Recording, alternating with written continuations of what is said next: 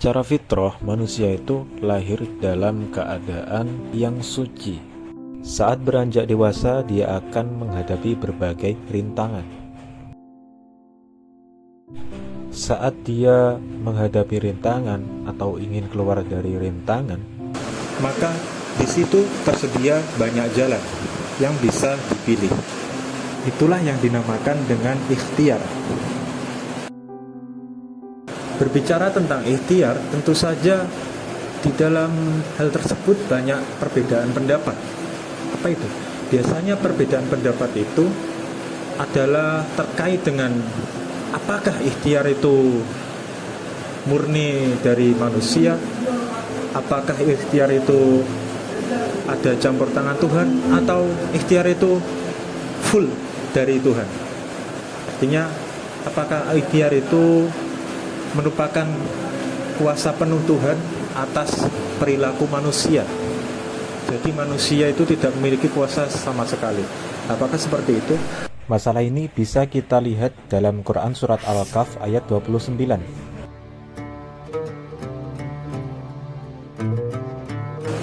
Namun dari ayat itu kita tidak bisa memahaminya hanya dari teks dan terjemahannya saja. Kita perlu bantuan penjelasan dari para pakar tentang Al-Quran. Dalam konteks ini kita akan merujuk pada dua tokoh. Dari kalangan Mu'tazilah kita akan merujuk pada Imam Zamakhsyari, dan dari kalangan Ahlus Sunnah wal Jamaah kita akan merujuk ke Imam Fakhruddin Ar-Razi. Penjelasan Zamakhsyari akan kita telaah dalam kitabnya yang berjudul Tafsir Al-Kasyaf. Sedangkan penjelasan Fakhruddin Ar-Razi akan kita telaah dalam kitabnya yang berjudul Mafatihul Ghaib. Baik, yang pertama kita akan mencari penjelasan dari Imam Zamakhsyari dalam Tafsir Al-Kasyaf tadi. Kita akan mencari penjelasan tentang bagaimana penafsiran ayat tersebut, khususnya pandangan Imam Zamakhsyari terhadap konsep ikhtiar.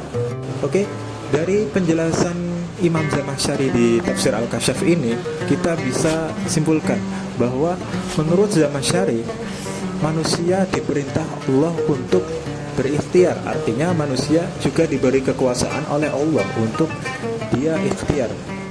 Nah, jadi manusia itu menurut Zamakhsyari, dia bisa memilih apakah dia akan memilih berjalan menuju jalan keselamatan atau dia justru akan memilih ke jalan kesesatan. Namun di sini Imam Zamakhsyari tidak memberikan penjelasan bahwa apakah ikhtiar itu murni dikehendaki oleh manusia atau ada campur dari kehendak Tuhan. Nah, di sini tidak dijelaskan. Tapi kalau kita lihat dari Mu'tazilah yang merupakan latar belakang dari Imam Zamakhsyari, itu menganggap bahwa ikhtiar merupakan kehendak dari manusia, kehendak penuh dari manusia ya. Tapi di kitab tafsir ini dia tidak menjelaskan apakah kehendak itu dari manusia atau ada campur tangan Tuhan. Nah, yang jelas Imam Zamakhsyari tidak menganggap seperti Jabariyah ya, tidak menganggap bahwa manusia itu hanya menerima takdir terus dia melakukan apa itu tergantung Allah, artinya manusia tidak memiliki kehendak sama sekali. Bukan seperti itu. Oke, lanjut kita akan berbicara tentang penjelasan dari Imam Fakhruddin Ar-Razi dalam kitab Mafatihul Ghaib. Imam Fakhruddin Ar-Razi dalam menafsirkan ayat ini, dia menulis secara panjang lebar, lebih panjang dari penjelasan Imam Zamakhsyari. Nah, di antara penjelasannya adalah sebagai berikut, bahwa ayat ini digunakan oleh Mu'tazilah sebagai argumen tentang doktrinnya bahwa ikhtiar merupakan kehendak manusia. Ya, karena memang secara tekstual ayat ini menerangkan demikian. Namun Imam Fakhruddin Ar-Razi tidak puas dengan penjelasan itu. Dia menjelaskannya dengan lebih panjang. Kita lihat demikian.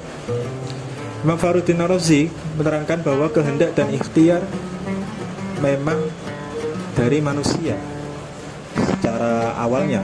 Kemudian Imam Fakhruddin Ar-Razi menjelaskan bahwa ya memang ikhtiar itu merupakan kehendak dari manusia, tapi dia menjelaskan dengan lebih panjang lagi bahwa kehendak manusia itu terjadi karena ada kehendak yang lain. Nah, baik itu kehendaknya dari sesama manusia ataupun dari hal lain. Nah, kehendak itu menurut Fakhruddin Ar-Razi itu maksudnya adalah suatu perbuatan manusia terjadi karena adanya faktor-faktor eksternal dari manusia itu sendiri. Nah, faktor eksternal ini secara logika harus didahului oleh faktor lain lagi hingga faktor yang tidak terbatas. Oke, karena faktor eksternal itu kadang juga dari manusia yang lain. Namun misalnya itu faktornya dari manusia yang lain, maka manusia yang lain itu berkehendak seperti itu juga ada faktor lain lagi. Nah, faktor lain lagi itu akan berjalan terus sampai pada faktor dari zat yang tidak terbatas, yakni Tuhan. Maka dari itu, secara daruri menurut Fakhruddin Ar-Razi, kehendak dan ikhtiar yang ada dalam diri manusia sebenarnya telah diciptakan oleh Allah yang kemudian terwujud dalam perbuatan. Jika dalam hati manusia ingin maupun tidak ingin melakukan, namun di dalam hati manusia tidak terdapat keinginan atau kehendak dari Tuhan, maka hal itu tidak akan terjadi. Dan sebaliknya. Dalam konteks ini, Fakhruddin Ar-Razi membedakan antara kehendak dan perbuatan manusia. Ada kalanya manusia itu berkehendak untuk melakukan sesuatu, namun tidak terwujud dalam perbuatan. Ada kalanya juga manusia tidak berkehendak untuk melakukan sesuatu, namun justru perbuatan itu terwujud. Artinya manusia itu dalam konteks ini sebenarnya bersifat terpaksa, motor. Bahasanya Fakhruddin Ar-Razi adalah motor terpaksa. Baik, itu tadi penjelasan yang terdapat dalam dua kitab tafsir yang secara latar belakang dari teologi yang berbeda, yakni Mu'tazilah dan Ahlussunnah wal Jamaah. Nah, penjelasan yang kita temukan ya seperti yang saya sampaikan tadi. Jadi kalau misal ada kekurangan ya nggak misal sih, memang banyak kekurangan. Mohon maaf sebesar-besarnya. Oke, sekian dari kami. Semoga konten ini bermanfaat. Sampai jumpa kembali.